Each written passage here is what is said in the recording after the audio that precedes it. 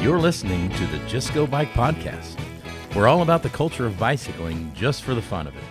Your host, Kathy Murphy from the Morphology Podcast and Andrea Parrott from Parrot Talk are joined by a wide variety of guests each week that delve into the social side of cycling. With tales from RAGBRAI Nation, come for the bikes, stay for the fun, and leave with a smile. And now, here are your hosts, Murph. Hey, that's me. And AP. And that's me. Hi, Murph. Hey, AP, how are you? Well, I'm great, and I am beyond excited to hear your interview this week. Of Stephen Lawyer? Yes, and Bebe the Parrot. Bebe the Parrot, yes. Bebe makes several squawks during this interview that we're going to listen to. It was it was really fun. It was really interesting to talk to Stephen about life as a parrot dad. They have an incredible bond.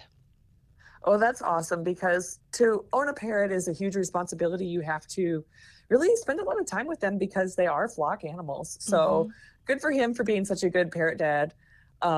And speaking of interesting, as a parrot without wings, I thought that I would like to share a few fun facts about parrots. Okay. With two T's. So I was going to say, for anybody who maybe doesn't listen to this podcast very often, you are hearing the voice of Andrea Parrott.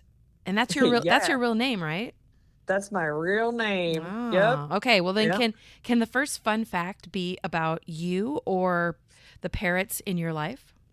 Sure. So fun fact, I got my first parrot, a little lovebird, a peach-faced lovebird named Lemonade, and my first bike, which we got from Toys R Us the same year when I was 6 years old for my birthday. No way.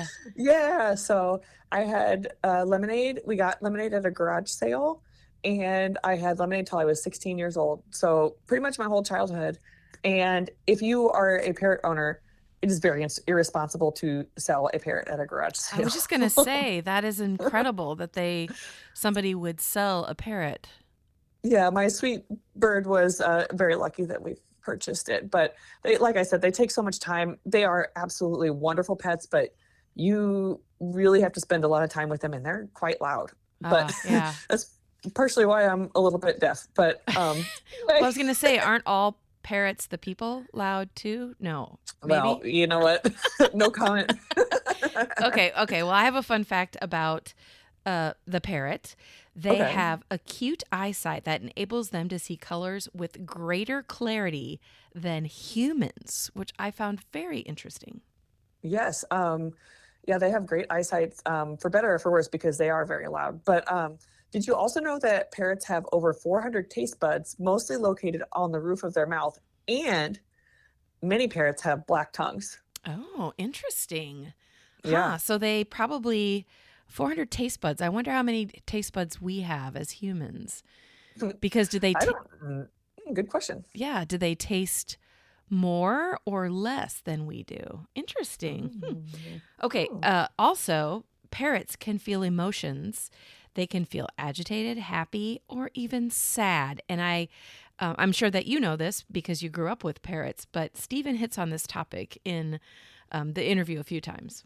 Yeah, it depends on the bird, but on average, they have the intelligence of like a 3 or 4 year old child, and probably the temper tantrums of one as well. So it's just sort of part of having them. But it is really cool because the ones that can speak will often insert a sentence that makes sense into the conversation, at least emotionally, maybe not necessarily in the context. But we had, over the years, we had parrots and then a number of other little birds. But we had one cockatoo named Obi who would laugh every time that a dinosaur would kill a human on Jurassic Park. Oh my and gosh. If you don't know, birds are essentially modern day dinosaurs. So it was really funny and also disturbing.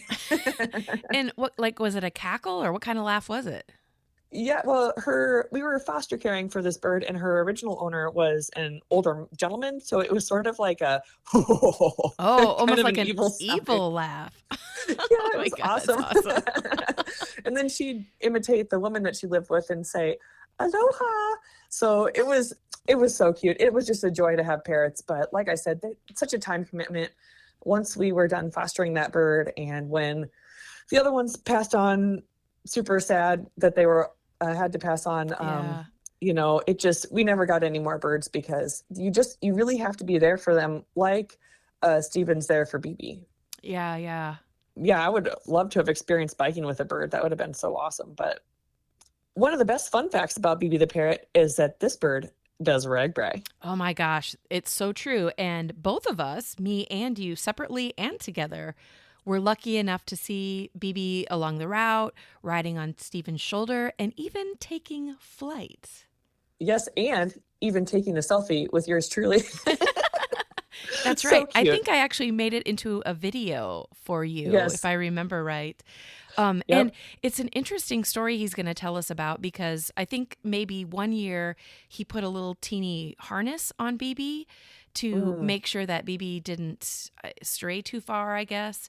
But then he Okay. realized that the harness was really wore out the bird because it was a little bit heavy. And he Oh. realized also that the bird doesn't stray very far from its owner. So this Yeah. bird is like free to fly wherever it wants to fly, and usually stays with Steven within earshot. So it's pretty cool, interesting story. I love it. I'm obviously beyond excited to hear your interview with them. All right, well, let's get to it.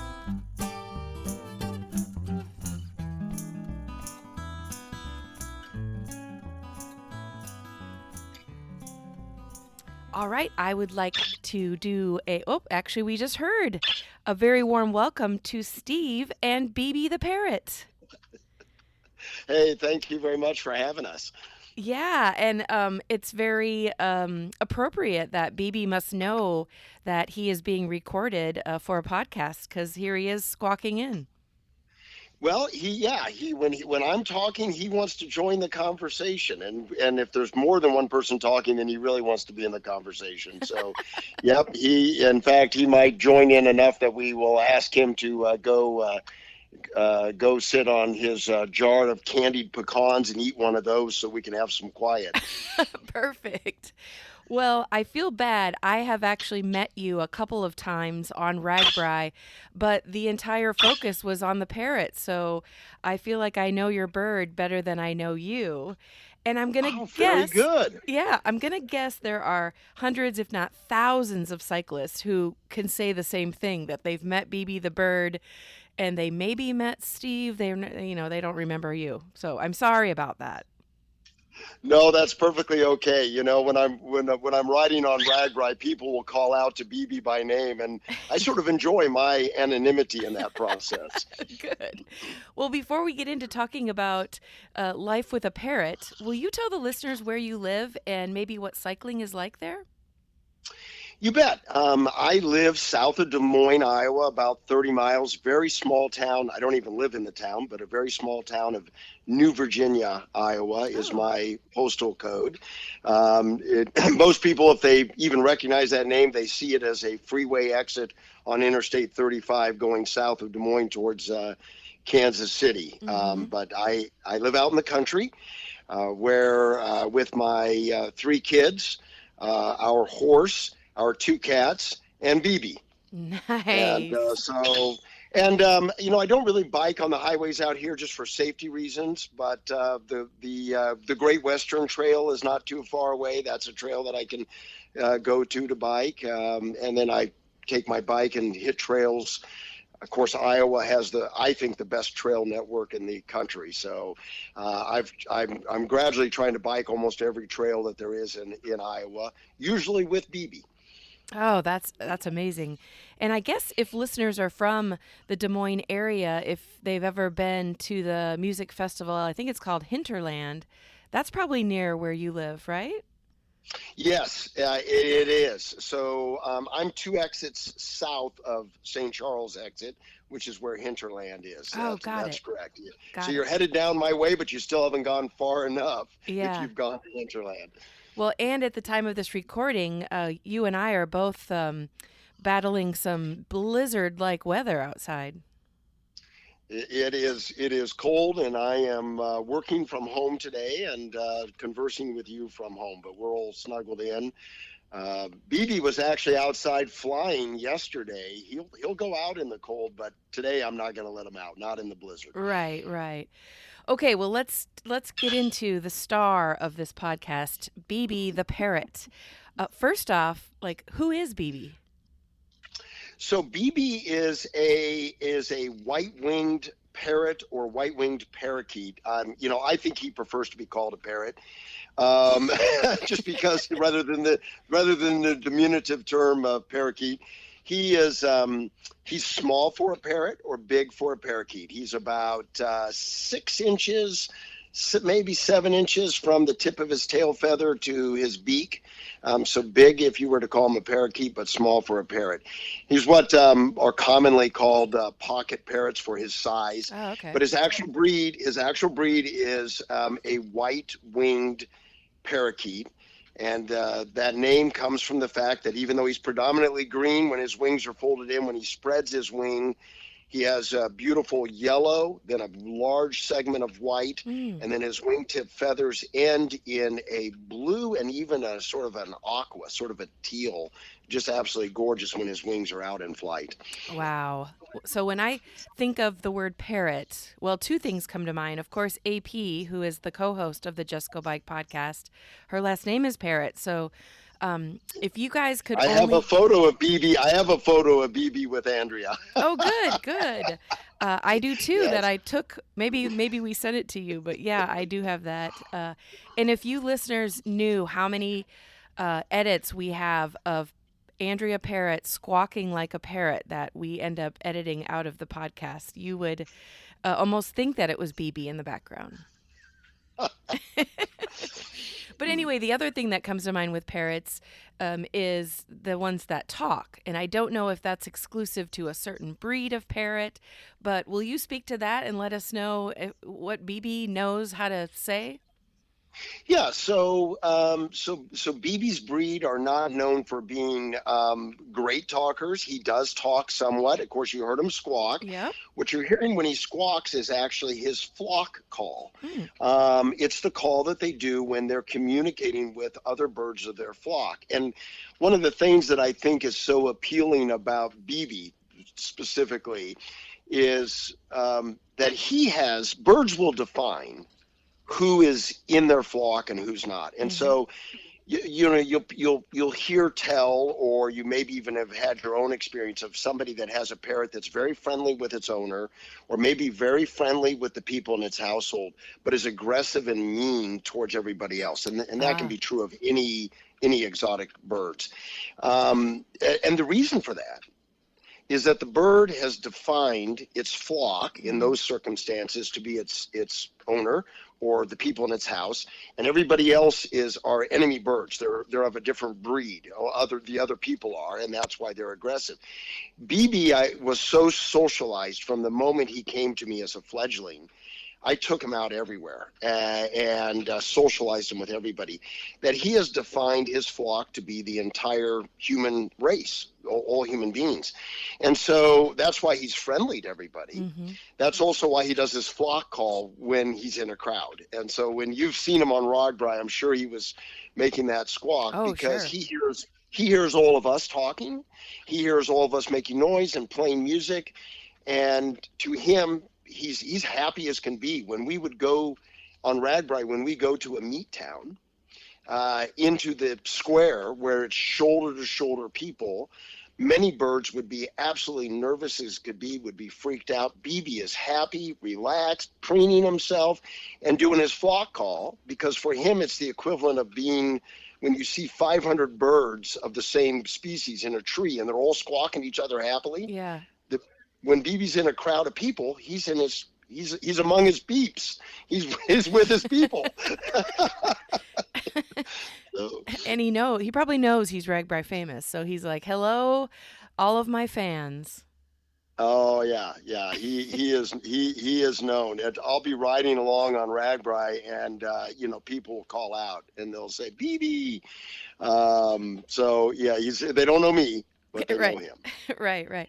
So you got Bebe when it was just a little baby parrot? Yes. So Bebe came to me as a few months old. He actually, I acquired him through an amazing pet store in Tampa, Florida, called Everything Birds. And this is a husband and wife that own this store. They only use reputable breeders that hand raise the birds. They don't overbreed. Those breeders don't overbreed. There's no kill off of birds. And even in the pet store, none of the birds are in cages. They're on branches. They're just loose in the store. Ah. And so I met Bebe in person when he was a little parrot, and we just fell in love with him because he was so engaging. Any of these birds in the store will step up on your finger. But Bebe, my son, had a ball cap on, and he would stretch as high as he could and grab onto that ball cap and climb up on it. And he just wanted to get on your shoulder, and he wanted to walk up and down your arm. He was just as friendly as could be. So we put in a deposit on Bebe, and then the next time I was down in Florida and had the ability to bring him back, I brought him back with me. Wow. And he's been with us ever since. So we got him in June. He came home in June of 2020. Oh, okay. So he is a, well, I guess I don't know parrot years, but he's a grown up now. He is now. Yeah. Now his first RAGBRAI, of course, RAGBRAI didn't happen in 2020, but his first RAGBRAI was 21. He did RAGBRAI 21, and I'd say he was sort of an ornery teen at that point in time in parrot years. But yes, he's now fully grown. His size of parrot has about a 15-year lifespan, about like a cat. Okay. Or some breeds of dogs. And now, time for a training tip. Let's talk hand position. Do your hands ever go numb while you're on a long ride? It could have to do with your bike fit.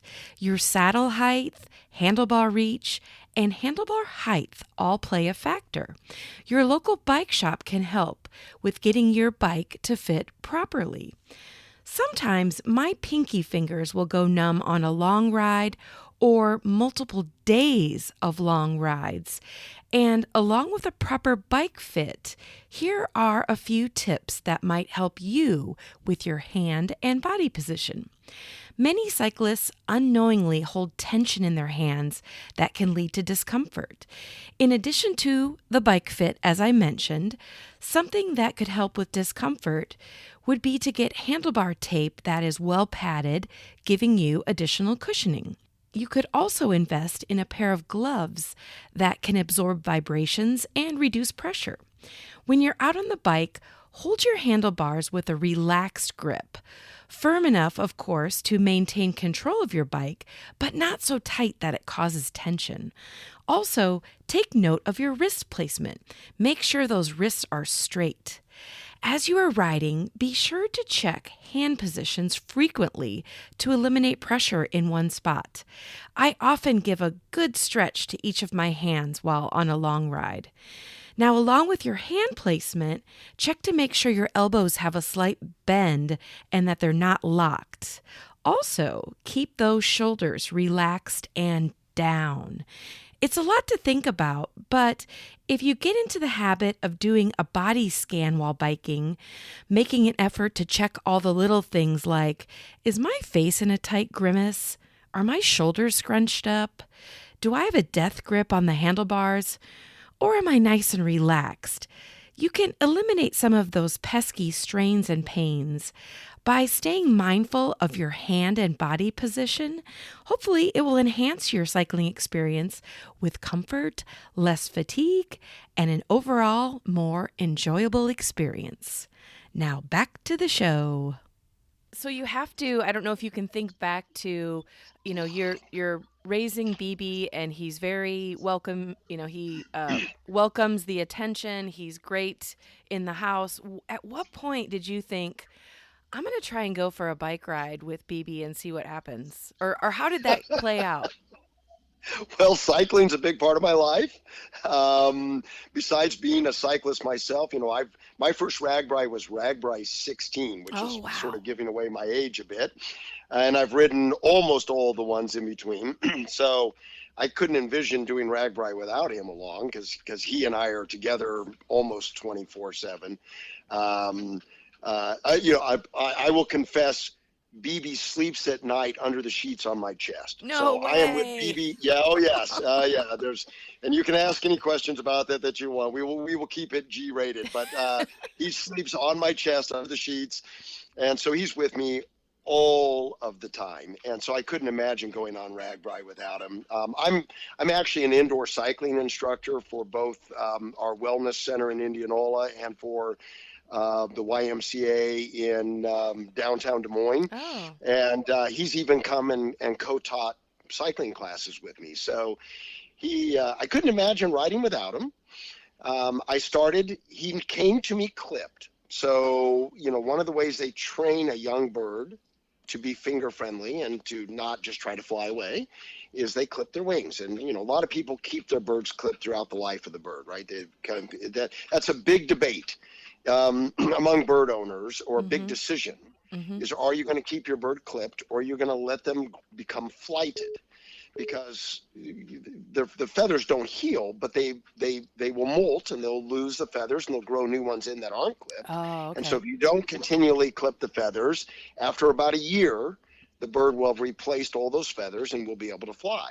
And so I started taking BB on bike rides when he was still unable to fly. He was still clipped. And he hadn't yet grown out his flight feathers. And he just naturally likes to hang on to my shoulder, he sits on my shoulder and he holds onto my collar, and, he's able to hang on. And so we just started doing bike rides when I had no concern about him flying away. And then it progressed from there. So, and I'll let you ask your next question, but I'll be glad to share with you some of our adventures moving from being an unflighted outdoor bird to being a flighted outdoor bird. Okay, well, I will tell you my experience of you and BB. I'm riding my bike. I can't remember if it might have been RAGBRAI 49, so it might have been 2 years ago. I'm riding my bike. I see you're with two other guys. You've got the bird on your shoulder, and the bird decides to go for a little fly. And he went into the cornfield, and you guys had to go into the cornfield to get him. And I think, because I saw you later that day, and I think you told me you had a harness on him, and he got tired, or it was too heavy, or I don't remember the whole story, but I was like, oh my gosh, they have to climb into the cornfield to go find BB the bird. And I was nervous that he was going to be lost forever, but obviously he's not. So I don't know if you remember that. I do distinctly. That's the one time where I had concern that I was going to lose BB on RAGBRAI. Well, so BB's been on 3 RAGBRAIs. Oh, wow. And the RAGBRAI of 20 it would have been RAGBRAI of 21 and of 22. I had him in a harness for both of those. And the reason for that was concern that if he flew, he might fly into the spokes of another cycle or something like that, or he could get lost among the crowd. Right. If I can digress a little bit about, he just flew into another room. If I can digress a little bit about our ventures into him being an outdoor flighted bird, because that'll give context to why I had him in the harness. Yeah. So I live out in the country, and a big question with birds is whether or not you're going to let them become flighted. And then if you do let them become flighted, very, very, very few bird owners, I'm learning, let their flighted birds outside. If they've got a flighted bird, they do not go outside with them without them in a cage or a harness for fear of losing them.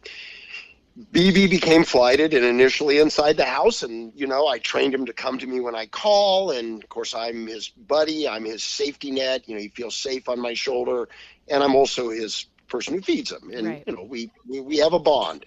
So birds become very bonded with their owners and vice versa. So I initially had him indoors flying to me, and one day I thought, I think I can take him outside. And I took him outside, here in the country, and let him fly. And he promptly flew up into a tree, and I had to wait for about an hour to get him to come down. Oh, no. Come to learn that it's hard for birds to learn how to descend. If they've been flying inside of a house, they're always flying on the same elevation. Oh. And they don't really know how to descend. And so they're nervous about trying to come down. So once I got BB down out of that tree, we trained on how to descend. So we spent about a month with him flying from the top of my stairs. I got a 2-story house to the bottom when I would call him. And then we went back outside, and then he did great. So BB now, if I can jump forward to how he is now. BB now, yesterday, for example, BB was outside for about an hour. He's like a dog. He lands in front of the door and he squawks at me and he wants me to open the door and let him fly outside. And he goes outside and he flies around and he goes and lands on the roof of the house and he'll fly over to the barn. I've even had him fly a half mile away and go over visit the neighbors. I get a call from the neighbors. BB's over here. It's okay. He'll come back. And so he goes out and he's just like letting your dog or your cat out. But he always comes home. He flies back. He always knows where I am. But I was nervous on RAGBRAI because of the number of people that he might not be able to, find me. Yeah, figure out which one you are. Exactly.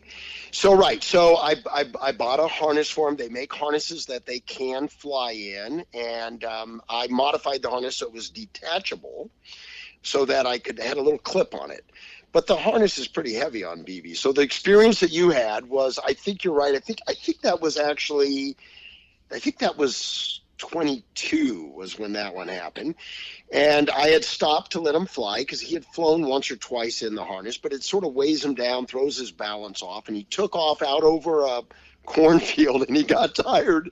And this green parrot with a green harness, I should have gotten a fluorescent orange harness, with a green harness lands in the top of green corn. Yeah, exactly. And, God bless them, the Air Force guys. You've seen Team Air Force, right? They stop for everybody. Yeah. They stop to help. And I finally go, trudging out into the cornfield, and he answers me, but he's exhausted. He's in the corn. He's waiting for me to come to him, but the corn's higher than my head. I'm trying to localize this bird, and I'm getting lost, and I'm like, and I'm on the cell phone to the corn guys, and they're saying, I think, I'm wiggling the corn so they can see the stalks move. And then they're trying to remember where we saw him land in the corn, and they're saying, turn left, So finally I get close enough to BB. Well, of course, from BB's experience, he can't see me either. He sees corn moving coming towards him. That's scary. That could be like a predator. Yeah, a predator. So he takes off and flies again. But BB always goes back to where he last knew that I was. So sure enough, he ultimately came out of the corn. I'm in the corn, scaring him out, basically. He flew, circled over the riders, and the nearest person to where I was one of the Air Force guys standing, holding my bike, in fact. And he landed right on that guy's helmet. And the guy calls me on the phone and says, I've got BB, he's on my helmet. So BB came back. Yeah. I would almost say BB's laughing inside, like going, watch this. I'm going to get him. I'm going to get Steve to go all the way in the corn. Right. And then I'm going to come out and make him trudge back out with his cleats clogged in mud. That's right. That's exactly what happened. Well, I'm glad that he made it back, because that... I can picture all of the green. Like, there's no way you could find a bird in there. Not green on green. No, you can't. Right. Yeah. But actually, it was that experience that caused me to make the big leap and the decision that I was going to ride this last RAGBRAI and all future RAGBRAIs with BB completely free, unharnessed.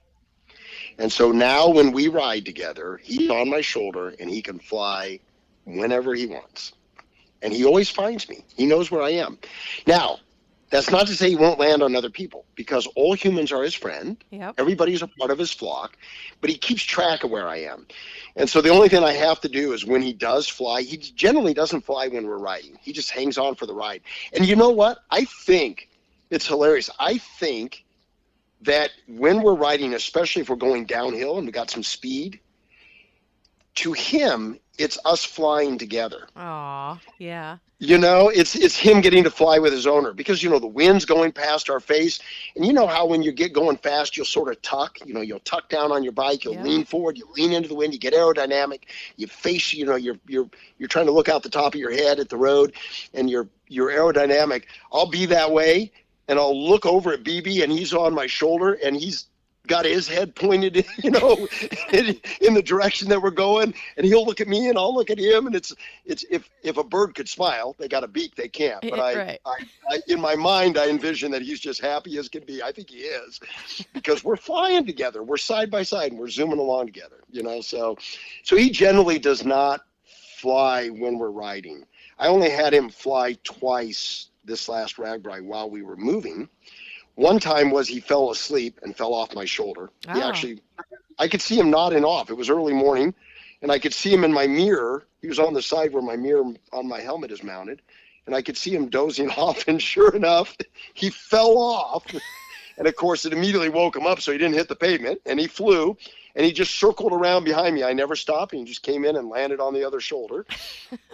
And the other time was when we were going through downtown Iowa City and somebody's tire popped and it scared him. Oh, okay. And he took off and he flew, and he was among the buildings and everything, and he just came back. I'm like his mobile aircraft carrier. I just keep moving. And because he'll fly sometimes when we're riding the bike trails too. And I just keep biking. And if he takes off on my shoulder, he flies.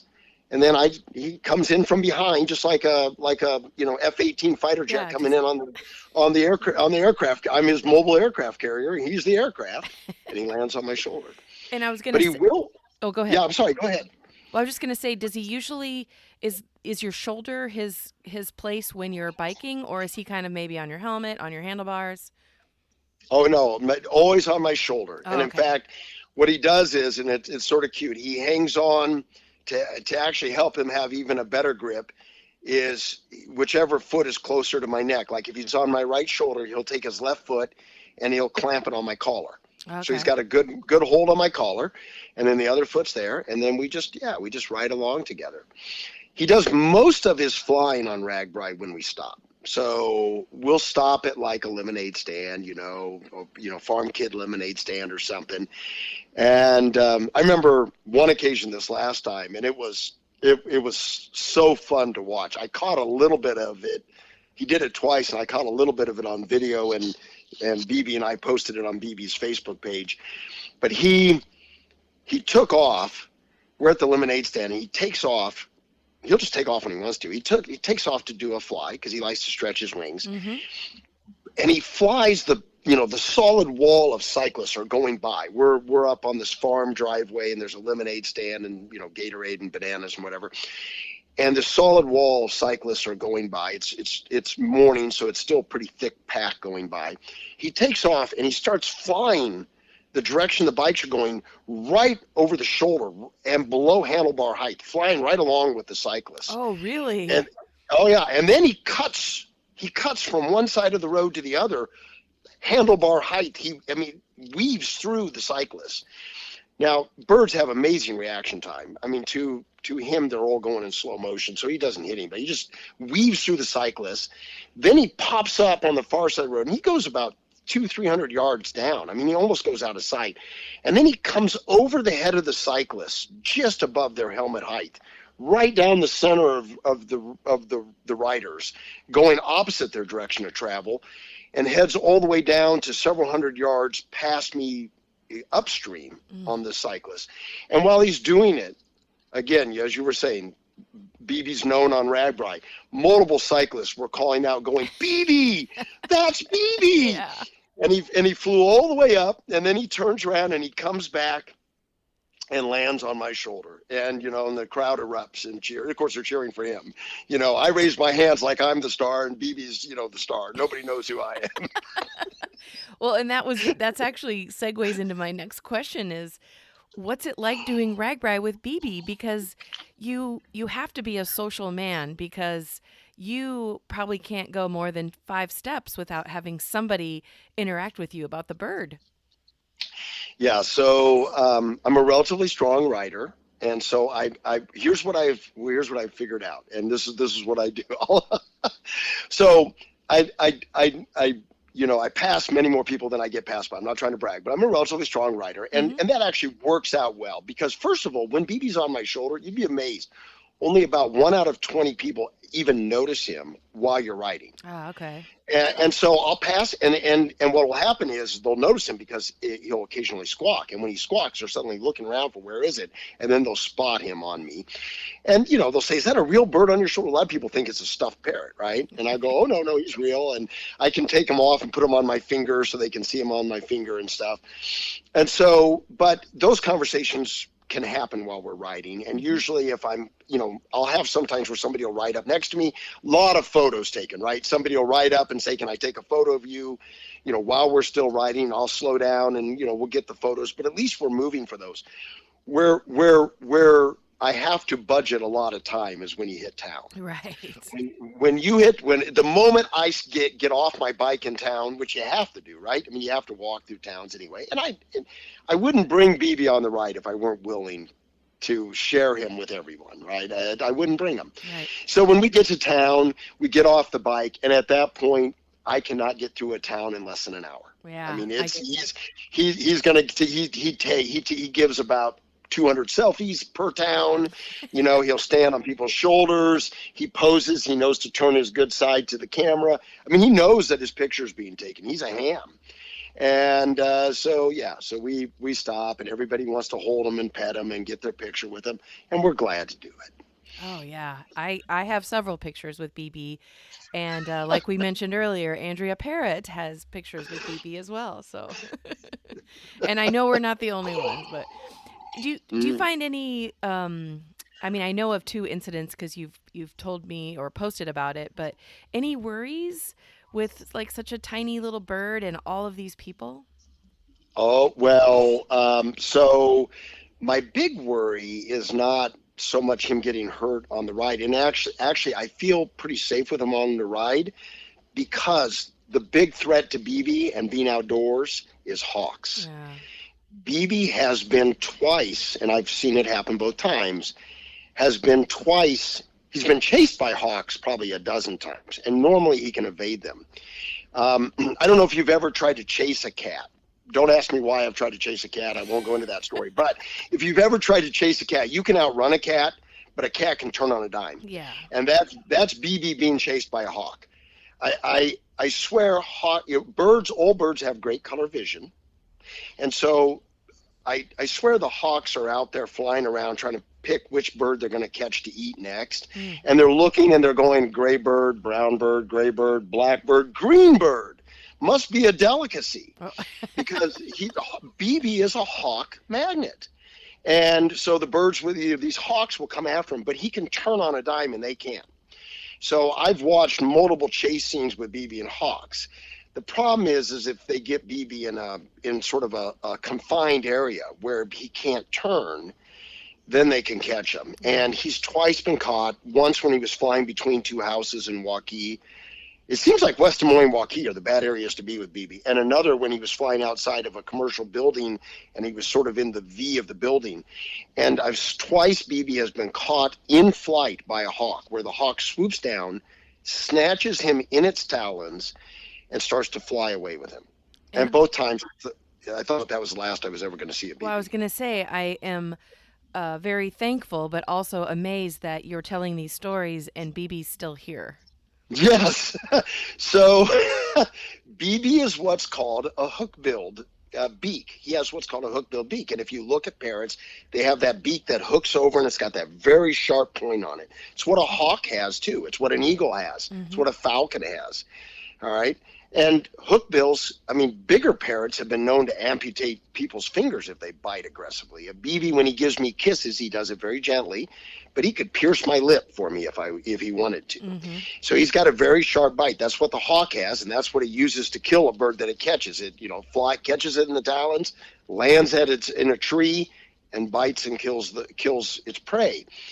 But Bebe has that as well. There are no non-predatory birds indigenous to the Midwest that are hookbills. So these hawks have never caught a bird that can actually bite back. And Bebe can bite back. And I've watched it happen. They catch Bebe and they start to fly with him. And Bebe, pun intended, Bebe has the remainder of his life, which might only be about 45 seconds, to bite the heck out of that hawk's feet to get free. Yeah. And that's exactly what he does. And it hurts, and the hawk lets him go, and BB beelines it back to the nearest human being for safety. He'll fly to, or he'll fly into a somewhere where he knows the hawk can't get to him. Right. And then it's a trip to the emergency vet. The first time BB was caught, he had a puncture wound in his wing. And the second time he was caught, he had a puncture wound in his torso. And I want to say, because I do post these have been posted on BB's page, and I've had other bird owners say, you're crazy. You're crazy for taking your bird outside and letting them fly because of hawks and eagles. And there are going to be some people that are going to criticize that. Can I comment on my thinking on that? Of course. I want to hear, yeah. Okay, because I get it. And I love BB, and I do not want him to die this way. So first of all, precautions. It's a learning curve. We have now learned. BB and I have both learned to go to open areas, and because the way he gets chased, the first time was, urban area, tall trees, and that kind of thing, and a hawk can be hidden somewhere and can come. So we don't do that anymore. The second time was, I had an open parking lot I was going to fly him at, but he flew before we got a chance to go out and survey for hawks. So our routine now is, and I think BB's learned this too, is we get into an open area and we look for hawks, and we don't do it near tall trees and that kind of thing where they could be hidden. But even then it's a risk. The reason why I allow BB to fly outside is I know how much he loves it. Mm-hmm. To me, and I don't mean this as a criticism of people that clip their birds, but people say, why don't you just keep them clipped? And to me, that would be like, I hope this doesn't offend anybody. It'd be like breaking your child's kneecaps so that he can't go from crawling to walking. A bird's fundamental way of movement is flight, is flying. Yeah, they can walk on their feet, but they love to fly. I'm a pilot. I love to fly. Mm-hmm. And he can do it without, hundreds of thousands of dollars of machinery surrounding him to do it. Right. So I know that he loves to fly. You can tell he goes to the door and begs to go outside so he can fly. And I don't want to take that joy away from him. So it's a calculated risk, and we take that risk. But I would rather him have that joy knowing that someday, it may be the end of him, than denying him that joy. Now, RAGBRAI, we feel pretty safe because all the presence of all the people keeps those kinds of birds away, those predatory birds. Yeah. I kind of, in my head, connect it to cats, where many owners who have their cat indoor all the time get them declawed.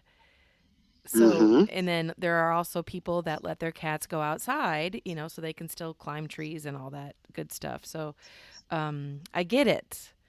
Definitely. Yeah, it's a personal choice, and I view it as actually a choice that BB and I have made together, in the sense that he definitely does want to go outside. And he understands, he knows that hawks are a risk. In fact, when he's with me on my shoulder and we're driving in the car, if he sees a hawk or an eagle, something like that, he does his flock alarm call. Really? There's this, oh yeah. It's I can't imitate it very well, but it's an and he just does that. I mean, it's to alert me and anybody else within earshot. Remember, all humans are part of his flock. Hey, there's danger over there. There's a hawk. And he's got amazing vision. He sees them way before I do. Wow. So, yeah. So he knows they're a risk. He doesn't just go out willy-nilly. He's very intelligent. He doesn't just go out willy-nilly and fly. He looks, too. And he stays on my shoulder. If we're outside and there's a hawk, he'll alarm and he'll stay right on my shoulder. He will not take off. Wow. What would you say, when you're out on RAGBRAI, some of the most common questions people ask? Well, besides, is that a real bird? Yeah, I was going to say, is that a real bird? Can he speak, which was an earlier question of yours that we sort of didn't get all the way to. He can, and he says his name. He doesn't speak very much in public because he likes to do his flock call in public, but he'll say his name. He'll say Bebe, and which is cute. He'll say Bebe, Bebe, and he does all kinds of whistles and trills. So they'll ask, can he speak? Can he fly? They'll ask what kind of bird he is. They'll ask if they can hold him, which I always, let him step up on people's fingers, and he does selfies. A lot of people ask how long he'll live, which is, as I said, about 15 years. Mm-hmm. Those are the big questions. Every once in a while, I have somebody ask, where does he sleep? And then that's when I, confess that and again, I'm going to get criticized for that one, because they say don't sleep with your bird because you could roll over on him and crush him. But I'm a light sleeper, and he and I've got a drill, and he just falls asleep right on my sternum, right on my chest, and sleeps all night quiet there. So. Wow. Okay, so this is probably a dumb question because parrots come from a very warm and humid environment in their natural, I guess, place where they are from. I'm not saying that right, but does the heat affect birds? Because RAGBRAI for us, all of us humans, was really miserable this past year. But I'm assuming, did the bird know? Yeah, actually, yes, Oh, and okay. that is actually not a dumb question. It's a great question. So this last RAGBRAI with the afternoon heat, Bebe only rode the mornings because I know from experience with him. So yes, you're right. Bebe, his particular breed, for example, comes from the Amazon River Basin in South America. Very hot, practically on the equator, right? Very hot area. Mm-hmm. But in that natural environment, they spend the heat of the day in the shade under the canopy of the trees. Okay. Yeah, and so Bebe out in the sun, his green feathers will absorb a lot of sunlight, will heat him up. And I learned that by witness, when on a hot day, if I take him out on a hot day and he flies for even a minute or two, he'll land and he'll keep his wings, not his feathers, his wings spread partway out from his body to try to cool himself, and he'll actually pant. Birds can actually pant. If you've ever seen a cat or dog pant, it looks much like that. So I did a little research before I started taking them on RAGBRAI, and sure enough, other bird owners, would talk about don't keep your bird outside in direct sunlight on a hot day for a long time. They need shade. And so obviously can't provide that to them very easily. Well, there is the lady that rides RAGBRAI with the cute little dog in the basket with the umbrella. Yeah, with the umbrella. I could try to rig something up like that. But so what we do with Bebe is our support vehicle is my RV. We have a team of about 15, and it's my RV being driven by my 20-year-old son. And so Bebe rode every morning on RAGBRAI with me to the meat towns. And then I would hand him off to my son so that he could be in the air conditioning in the cool in town. He will ride full days with me on days when it's not too hot. Mm-hmm. So I think the last day going into the end town wasn't too bad, right? And because he did ride to the tire dip with me. Oh, okay. I love it. So here's I know you don't have this documented, but I'd be so curious to know how many photos you think that Bebe has posed for. Oh my goodness! In his 3 years of his life, oh boy, it has to. I mean, I estimated during RAGBRAI that he was doing about 150 to 250 a day on RAGBRAI alone, and he's done 3 RAGBRAI. So there's several thousand. Wow. And then every time we go to the grocery store, the hardware store, or something like that, in the parking lots, there's photos. He gets. So I would say probably closing in on 10,000 by now. Yeah. I bet you're right. 5,000 to 10,000. By the way, he was co-employee of the month at the Waukee Scooters Coffee one few months ago. Yeah, he's a regular there. When I'm in Waukee, I go to that Scooters, And they know him by name. So, you know, we have a routine. He takes off and he flies out around in front of the store, and they're leaning out the drive-through window, you know, calling his name to him. And then he lands on my shoulder and we go in, and then he gets a pup cup, you know, of whipped cream, which he absolutely loves. But one day I walked in, this was the last summer before RAGBRAI. I walk in and they go, "We got to show you something." And they go get their poster that was back in the employee, you know, break room or whatever, of the employee of the month. And they go, "Look at the picture." And if you look, it's of the employee who was the employee of the month with Bebe on her shoulder. So my joke was, Bebe was co-employee of the month of the walking scooters. That is so awesome. So Bebe has like quite a great life. He gets to go wherever you go. He gets to, you know, hopefully he feels the love, because he's getting a lot of love every day.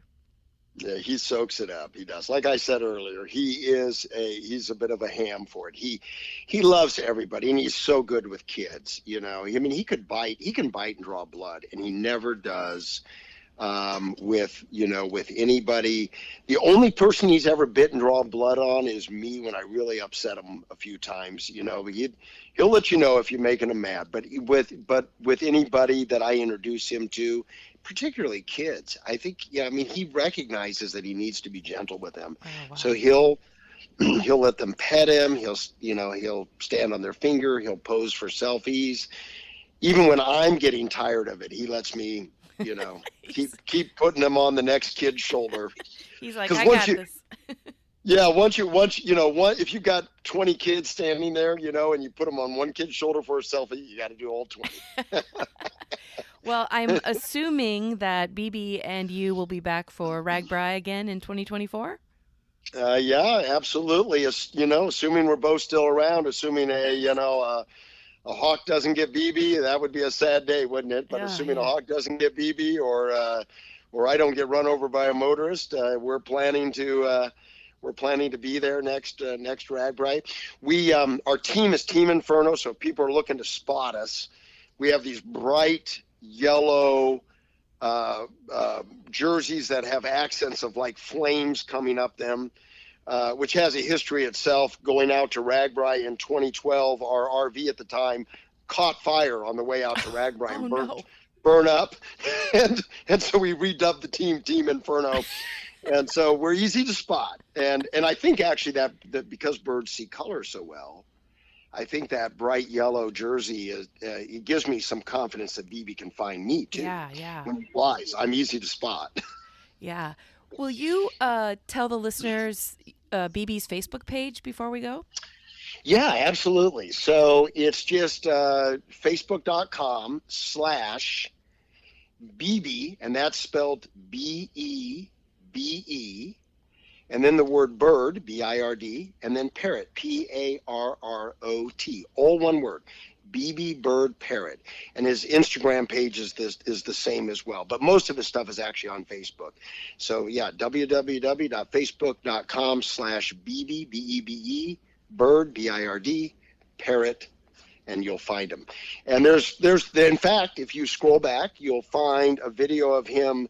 We tire dipped at whatever the town was before the end town. We tire dipped just because we could get to the river easy last year. And there's a great video that somebody filmed for me of him flying out over the Mississippi River, flying up around through the cyclist. There's videos of him on RAGBRAI. Oh, wow. Okay, good.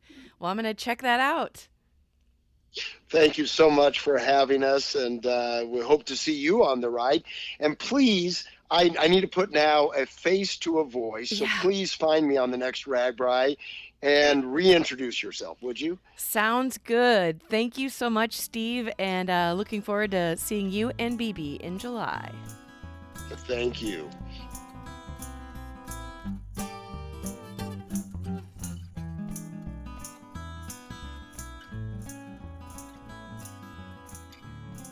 Thanks for tuning in to the Just Go Bike podcast. Murph and AP will be back next week. In the meantime, check us out on YouTube, Instagram, Facebook, and X, formerly known as Twitter. And if you would like to contact Murph and AP with a comment about the podcast, or maybe you have a topic in mind, email them at justgobikepodcast@gmail.com. Don't forget to rate, review, and subscribe to this podcast, especially if you're a fan. Until next time, Just go bike!